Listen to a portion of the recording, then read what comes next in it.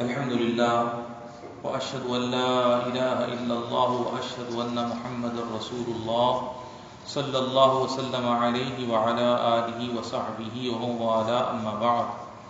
آج ہمارے درس کا موضوع ہے کام میں امانت داری۔ محترم نمازی بھائیوں، اسلام نے ہمیں جن اچھے اخلاق کا حکم دیا ہے ان میں سے ایک امانت داری ہے۔ انسان پر جس امانت کا ادا کرنا فرض ہے اس کی تین قسمیں ہیں: اللہ تعالیٰ کی امانت، اس کے رسول کی امانت اور تمام مخلوقات کی امانت۔ ان سب کو ایک آیت میں ایک ساتھ بیان کر دیا گیا ہے۔ اللہ تعالیٰ فرماتا ہے: یا ایھا الذین آمنوا لا تخونوا اللہ والرسول وتخونوا اماناتکم وانتم تعلمون، یعنی اے ایمان والو، اللہ اور اس کے رسول کی خیانت نہ کرو اور جانتے ہوئے اپنی امانتوں میں خیانت نہ کرو۔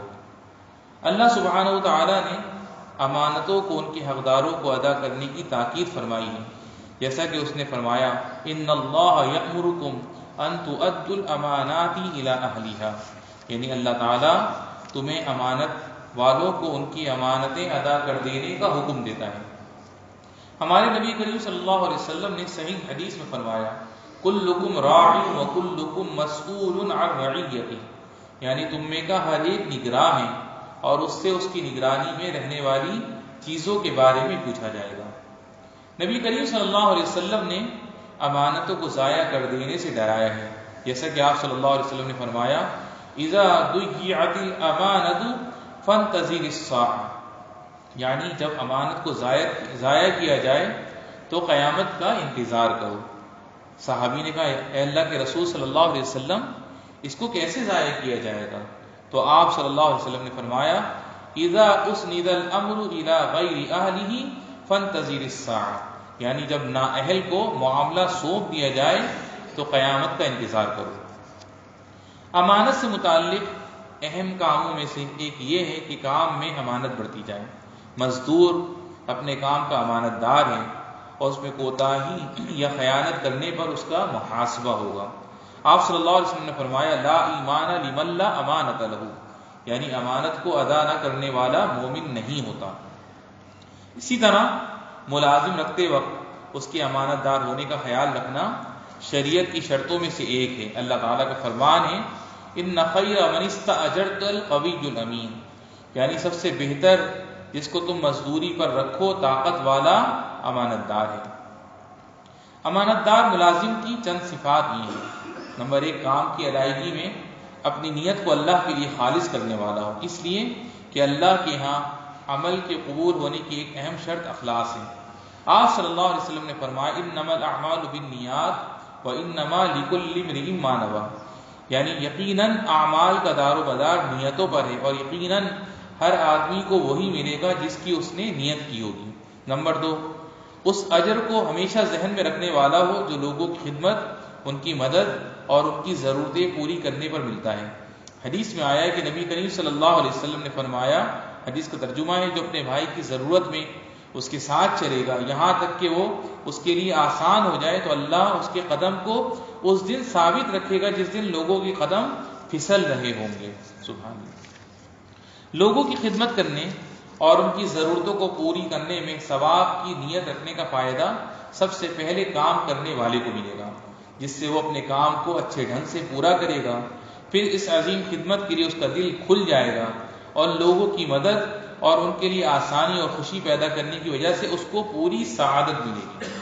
نمبر 3، کام کو مضبوطی سے کرنے والا، اس کے لیے پوری کوشش کرنے والا اور اس کو سب سے مکمل طریقے پر یعنی احسن طریقے پر ادا کرنے کی فکر کرنے والا ہو۔